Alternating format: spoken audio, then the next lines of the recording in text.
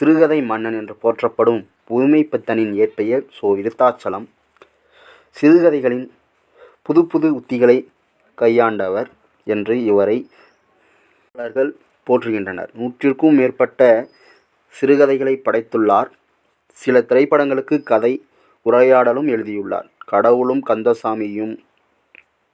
கந்தசாமி பிள்ளையும், சாம விமோசனம், பொன்னரங்கம், ஒரு நாள் கழிந்தது போன்ற இவரது சிறுகதைகளுள் புகழ்பெற்றவை. மணிக்கொடி இதழில் வெளியான புதுமைப்பித்தனின் சிறுகதை ஒன்று இங்கு நமக்கு தரப்பட்டுள்ளது அப்படின்னு சொல்லியிருக்காங்க. இதில் எத்தனை ஒன்முறை லைன்ஸ் இருக்குது அப்படிங்கிறத பார்க்கலாம். சிறுகதை மன்னன் என்று அழைக்கப்படுவது யார்? புதுமைப்பித்தன். இதுவும் அடிக்கடி கேட்டிருக்காங்க. சிறுகதை மன்னன் புதுமைப்பித்தன்.